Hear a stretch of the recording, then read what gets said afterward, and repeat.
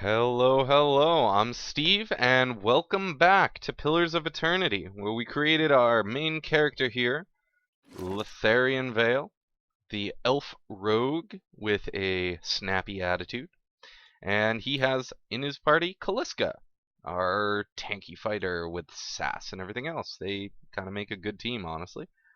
Um, you know something? I'm gonna move them all to my quick bar for now.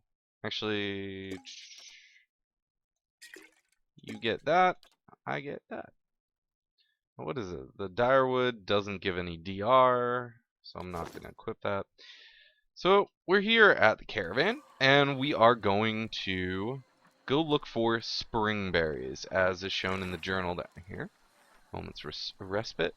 Collect some spring berries to concoct a remedy. So I got that, and travel to Gilded Vale, which, you know, just comes along later. Yeah? So we're going to talk to Hayden here.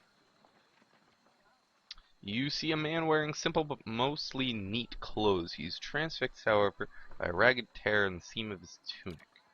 Brought a whole wagon full of goods to sell, but not enough shirts for the road. He scratches one cheek with his knuckle. It's covered with uneven stubble, as if he hasn't quite gotten used to shaving on the road.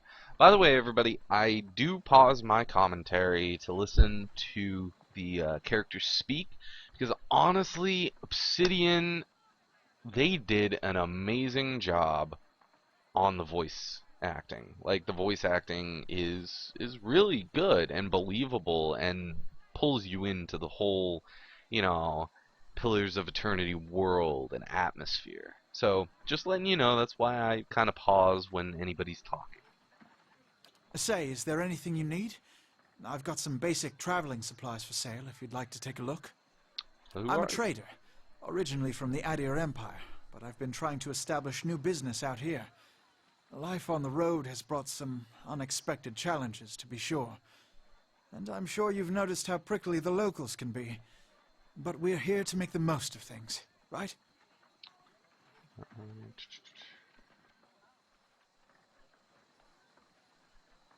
If you think these caravanners are prickly, watch out for those axe wielders Odema mentioned. Yep. He laughs. That's excellent advice indeed.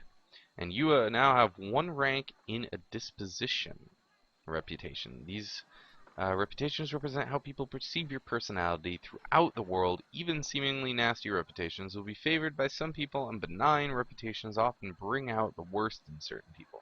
No disposition is inherently good or bad in Pillars of Eternity. But if your main character is a priest or paladin, you must be careful not to misalign their dispositions with what is favored by their deity. Okay, well, I'm not a paladin or a priest, so... Something else you need? Looks like we're settled for the night. Honestly, we didn't need all of this backstory. And I'm imagining other people probably have the same information. Let's just see what he's got.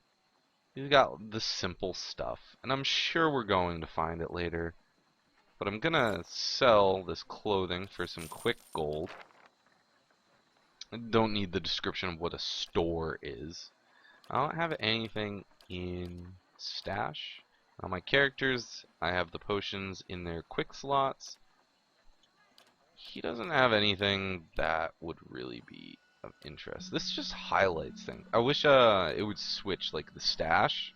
It would just switch around so I could be like, you know, instead of having to scroll down and just have it highlighted, that it literally just changes a page over. That might be something that they should patch into one of the, you know, the future upgrades to the game, because that'd be a useful little thing.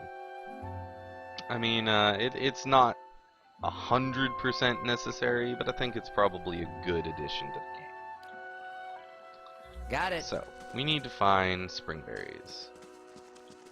Is there anything else over there? Oh, exploration is key in Pillars of Eternity. As you make your way through Eastern Reach, open the area map to see what parts of the map you've already been to, what's left to explore. So we're gonna walk around. Sparfle's over here. I'll have your water soon enough. Stream's not going anywhere. Let's go up here. I think since there might be enemies, we might want to stealth. Let's check. I am being a roguey type character. So, as we speak, this dude. It's a young wolf. So we're gonna select our tanky person and have them do a knockdown on the young wolf. Scouting mode, which is basically stealth mode. If it turns yellow, they're starting to detect them. And once it fills yellow, the character is suspicious and will move to investigate while the circle fills.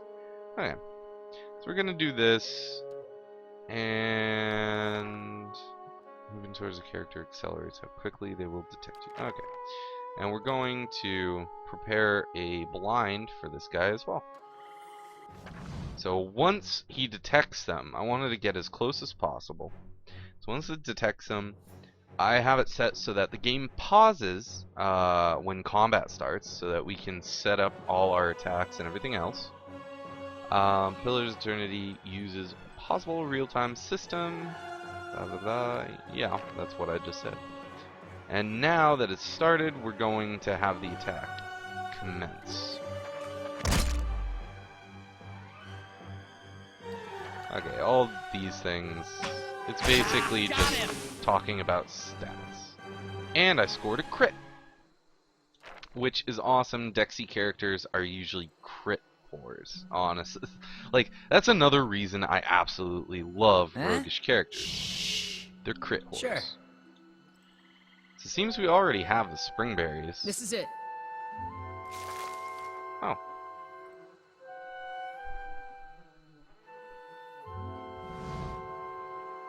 You look like you've seen a share of action. What did you do before you came here? No. Let's go on. Why don't you just talk to me? Either way. Belayed for hire. Used to go on vintage expedition would have paid. I was constable. That isn't your business. I'm just gonna go with I was belayed for hire. Because I am. Yeah? How is it that you happened to come here? Never been much good at anything, but I need to go where there's work that pays. Got a lot of debt to someone you don't want to be in debt to. I have to pay it off somehow. Let's just say I don't have the most sparkling of reputations at home. Here I'm anonymous. Deadfire. I wouldn't need a sparkling reputation, honestly.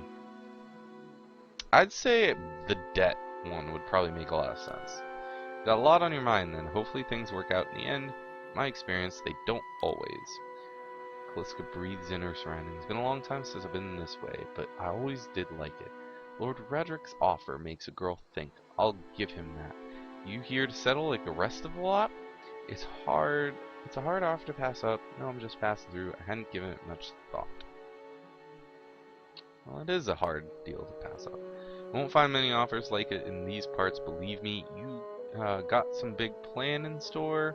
Gonna settle here, start a new life. I'm gonna lay low here for a while, try not to draw too much attention to myself. Getting filthy rich. No idea what I'm gonna do next.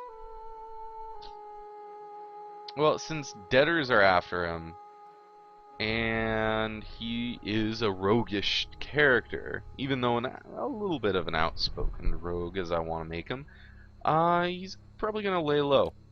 You picked the right place then. Gilded Vale's days away from any real civilization. Anyway, I'm wasting time here. Odima will give me an earful. Let's be on our way. So, actually, why are you here? She sighs unevenly. Her eyes search the ground at her feet. My sister moved out here some time back. She sent me a letter. She seemed worried, but that's how she always is. This time, though, she asked me to come out, and that's got me a little worried. I haven't seen her in ages. Been doing guide work in Middle, but I'd do anything for her. She's a much better woman than me. So I'm here and we'll see. Odima I've worked with before. He doesn't usually drive a route this way, but he's doing it for me. So tell me about yourself. Got simple needs. I like open skies, far horizons. I find work that lets me live that way. My family wanders too. We started in Dyrwood, but my parents ended up in the living lands. I've got a brother in Ratai and another in Adir. My sister in Gilded Vale, she's the only real homebody. What can you tell me about the Dyrwood? Not much for history, but from what I know, it used to be part of the Adir Empire, broke off after a war some years back, and the locals here are feisty, and that's how they like it. Well, I'm feisty too, so that's good. Alright, let's get back to camp. You know, I wouldn't hold my breath that Sparfle's getting your water anytime soon. He does what he feels like when he feels like it. We should check up on him first, slap him around a little. Stream's just down that way. Come on, let's get you your water. I saw another plant up here. My eyes are peeled. Let's go double speed and stealth, since it'll, you know, I'll notice if there's anything. And that's a road We shouldn't stray too away. far. Since we're going back where we have come from, let's get down here Time and to see and re-stealth. not be seen. Anything up here? Oh, there's another plant. Burned oh, it's a moss. Or a fungus. That works. There's also a crafting system in this, so anything I can grab up while I'm out here will probably be exceptionally useful. Let's mosey on down here. The edge of the ruins and a bridge. Anything over here? A deer! Get it. Ah, no, it ran away. Oh. Fun. Travelers maybe are looters or bandits. Bad sign anyway. You figure it. Other than this guy, there's nothing else really. And he's got leather armor and lockpicks. So I'm gonna go with her looter idea. We're gonna pick his stuff up.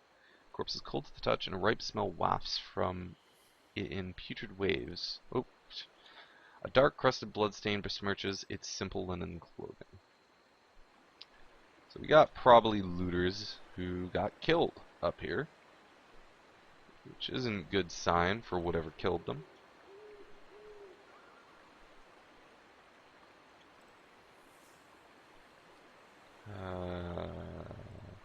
I know from my previous playthrough that This that's is what a gonna surprise. just do Sparfle it. went hunting. Use the tab Least he key to left the highlight. waterskins. I know that. Come on.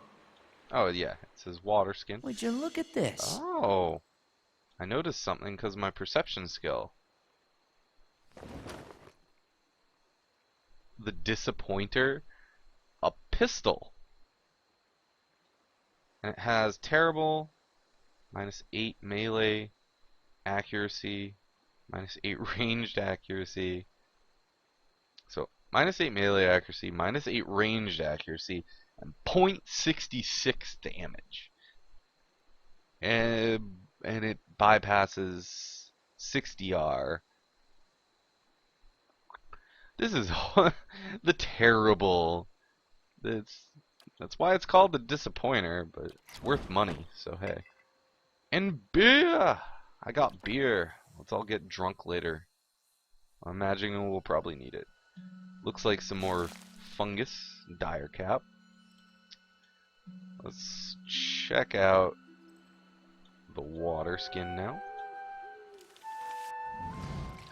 Crouch of the River. I love this. This is like the whole storybook type deal when you have a major occurrence. You crouch to the riverbank, dip your water skin into the cool water while Callisto waits nearby, keeping watch. As you rise, you notice her look up sharply towards the tree line.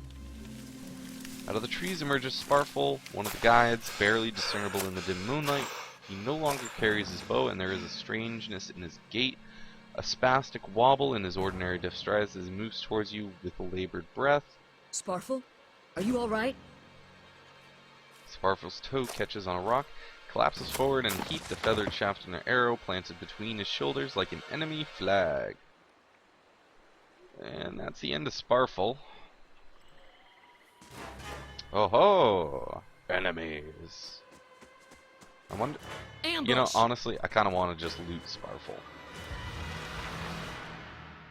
So we got a hunter and 2 hunters. This one has a shield. This one has. Oh, I know I'm gonna knock down somebody. I think I should knock down him. And if he's getting knocked down, I want to go for this hunter with my character, and we can kill them both. I know that concentrating on one will, you know, knock him down quicker. However, I don't want him just coming up behind us, and while we're dealing with one, he's just hacking away at us. If I remember that there is a mechanic for being flanked in this game. This is probably a good idea. Whoa! I got shot in the face. Oh well, made quick work of him anyways. So, and she did too. Come on, So we have to like, get back to camp. honestly, the time it took to walk over to them was pretty much just that. And I got a bow. So I don't have a secondary, and I'm thinking that I might actually want a bow. I'm gonna bring that out of here. I mean, I think the pistol would be fun if it wasn't literally the disappointer. Yeah? So let's go No back problem. to camp, and I can switch by pressing that. Okay. Oop, Huh? there you Sure. go. So let's get back to our camp. And here's two more. This guy has a bow. So I think I'm gonna do what I did before. Smack that guy with my blind and smack him with my whoa! Okay. Never mind.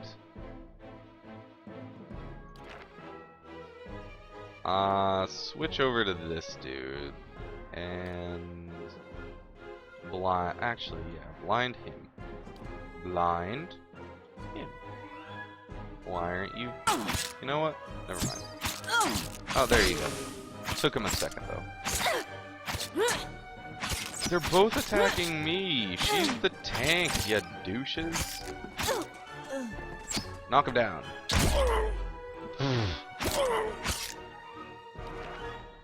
Okay, well that worked. So we like what's awesome too, the auto loot. If they're close enough together, you can loot all of them all at once. So we got a bunch of armor, shields, and hatchets. So we're gonna just grab those up. And apparently also this guy, because I didn't grab him. No problem. We're headed back, and the endurance refilled. Ooh, and everyone's dead. All around you lie the massacred remains of the other travelers, peppered with arrows and knife hilts, splayed and bug-eyed, and filthy on the blood-damp earth. Kaliska puts the back of her left hand to her mouth, as if to ward away the horror like a poisonous vapor. The "Oh my!" damsel in distress classic reaction. Although, I mean, with Kaliska's way of doing things and saying things, I wouldn't imagine that that would really be what she would do.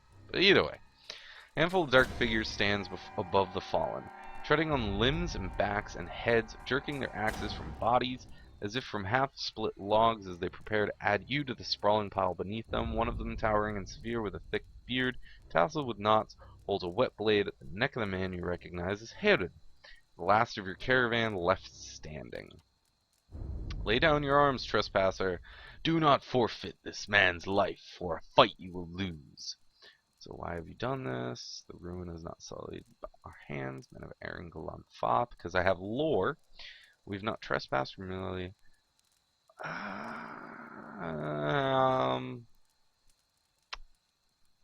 It's not really a smartass remark like I want him to be. So I'm gonna go with the lore one, because that's you know, actually know what I'm talking about. Your words carry no weight when I have seen the truth with my own eyes. Blood must be paid for this intrusion. Can we give you goat's blood? Something? I'll go kill that deer and give blood. So I say again, lay down your arms. Don't trust them. They mean to kill us all. So we are innocent in this. Will you not listen to reason? Whoa, I got a lot of open ideas here. Only a fool attacks a weak enemy when a stronger one yet lives because of my might. Your courage is a mask. None of you has yet slain a true warrior for perception. You can kill him, but you might as well be killing yourself. Intellect 13. Rush the man before he can react. Athletics 1. Or my lore 1. Judging by the string of animal teeth around your neck, I'm guessing you're worshippers of Gallowayne. If Gallowayne told you to stop protecting the ruins, would you? Put down your weapons or stay armed. I got a lot of options here. The only one that's not an option at the moment is resolve. I'm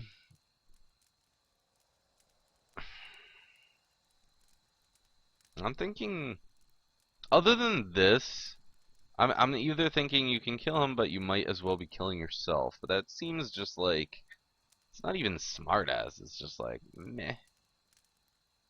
Judged by the string of the animal teeth. He is supposed to be somewhat of a smart rogue character. So let's go with this. The man frowns emotions as if to swing his axe. Hayden winces, but the blow never comes. Instead, the man cocks his head intrigued. Of course, but he would not. It is by the command of all the gods that we accept this charge. How do you know? Because it's consistent with their beliefs, or because it's what you were told? The man glares. It has always been known to my people. I see. And what of Gallowayne's edict that weakness and age must be purged by youth and strength? You think Gallowayne would want some moldy, crumbling stones to survive long after their builders have turned to dust? The man's nostrils flare as he fumes. He would not. He told us otherwise. I'm sure he did, just not you personally. But why should that stop you from killing innocents? So that's a smart-ass remark I'm looking for. Distracted, the man's grip falters on his axe handle. He nearly fumbles it, affording Hayden the moment he needs to dodge out of his swing, which comes too late. Howling with rage, the man charges you instead. So he didn't get hurt, and now he's in the party. However, he does have some endurance damage already.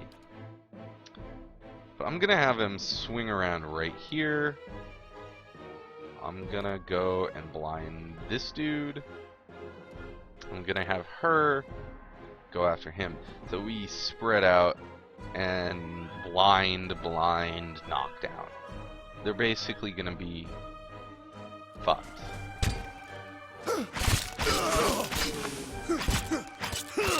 And oh, okay, one down already. Now, she didn't even knock down anybody. She didn't really have to. What is going on? Target him. Boom! Right in the back.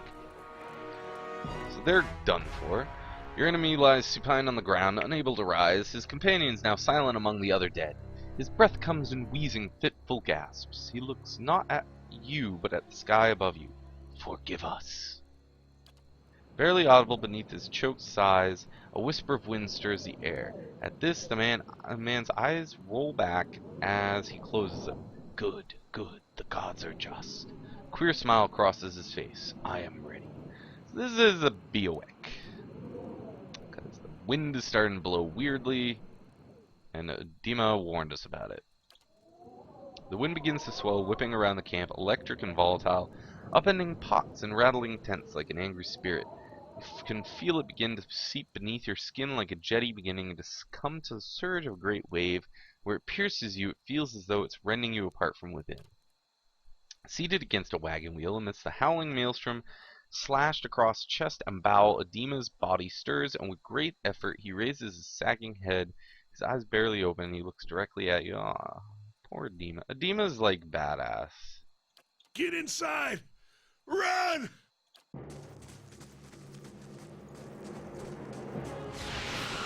Whoosh, whoosh, purple lights, flashy stuff, D&D magic. Like, I wonder if you're a priest. Like, I know that there are so many differences in every single playthrough of this. I wonder if there is any possible way to save a demon.